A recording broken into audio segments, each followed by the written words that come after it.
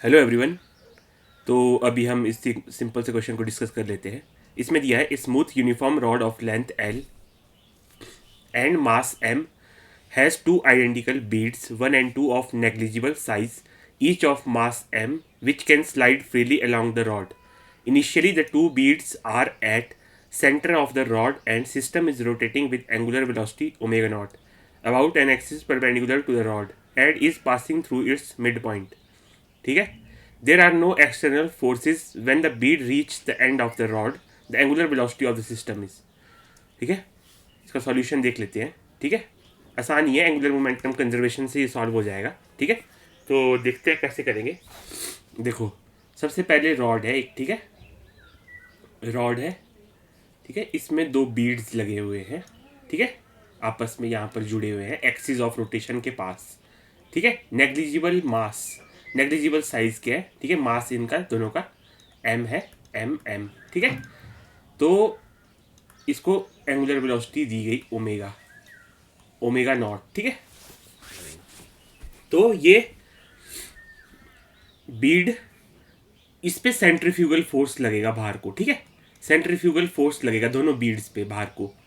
तो हमें बताना है जब ये बीड यहाँ पहुंच जाएंगे, ठीक है, एंड पे, तब एंगुलर वेलोसिटी क्या होगी सिस्टम की। ठीक है, उस टाइम एंगुलर वेलोसिटी क्या होगी सिस्टम की। ठीक है,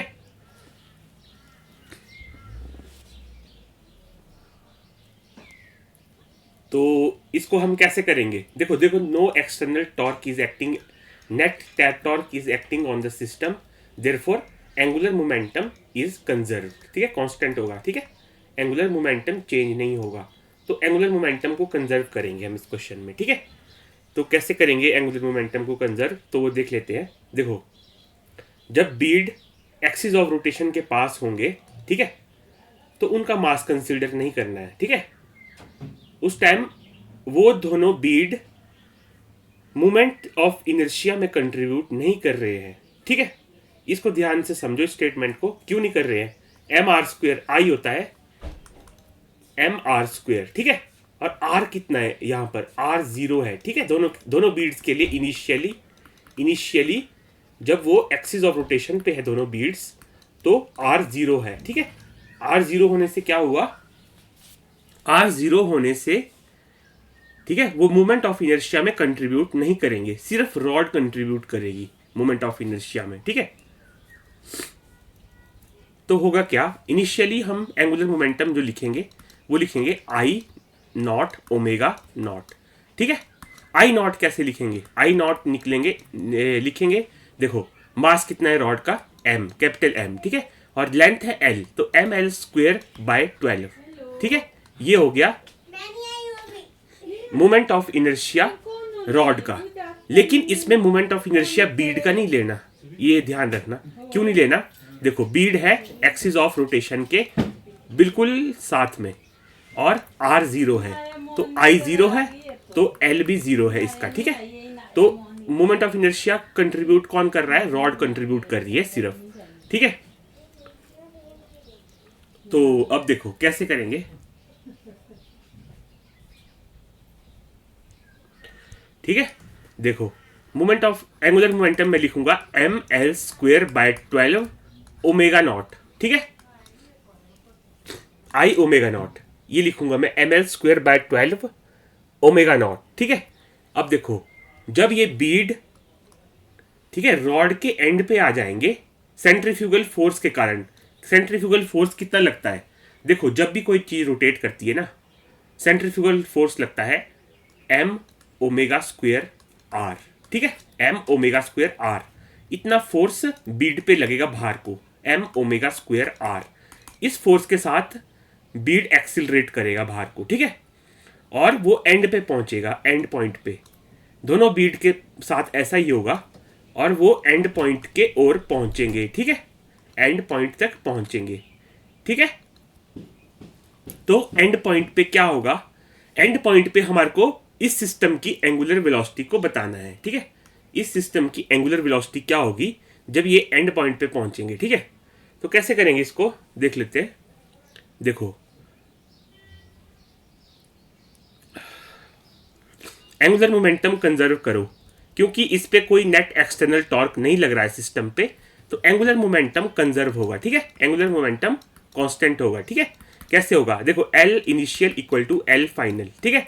देखो एल इनिशियल कितना है, M L square by 12 omega naught equal to final.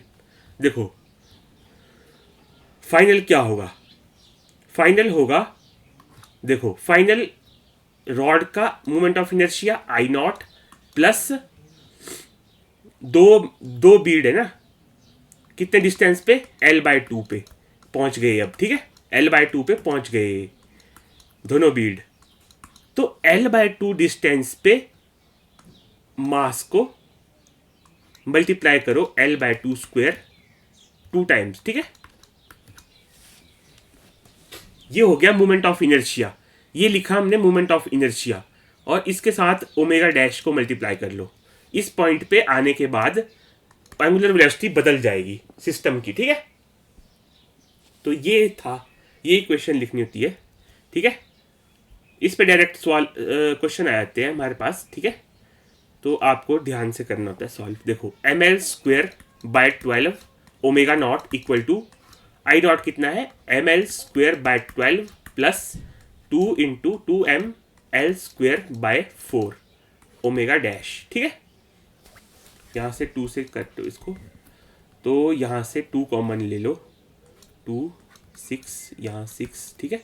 M L square omega naught by 6 equal to M L square by 6 plus M L square, ठीक है। एल स्क्वायर से एल स्क्वायर भी cancel कर लो, ठीक है। और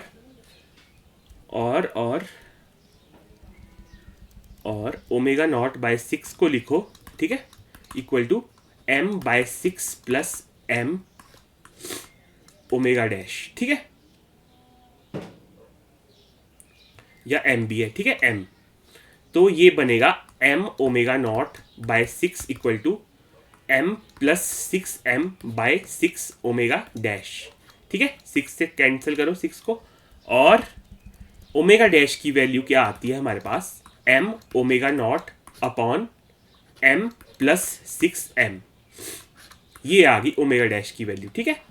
एंगुलर मोमेंटम कंजर्व करना था हमारे को इसमें, और हमारे को आंसर मिल जाता है, ठीक है। तो बेसिक इसका था, देखो इस पे फोर्स लगता है जब भी ये फ्री है, देखो फ्रिक्शन लेस है, ठीक है, फ्रिक्शन लेस रॉड है, इस पे बीड रखा हुआ है, ठीक है, बीड रिंग वगैरह, रिंग जैसी होती है ना, तो इस पे जैसे ही इसको रोटेट करना स्टार्ट करेंगे तो इस पे एक फोर्स लगने लगता है एम ओमेगा स्क्वायर आर के बराबर, ठीक है। ये फोर्स इसको बाहर की ओर ले जाएगा, ठीक है, बाहर की ओर ले जाएगा, एंड तक ले जाएगा, एंड से भी बाहर ही ले जाएगा, ठीक है, अगर कोई रेजिस्टेंस नहीं है वहाँ पर, ठीक है।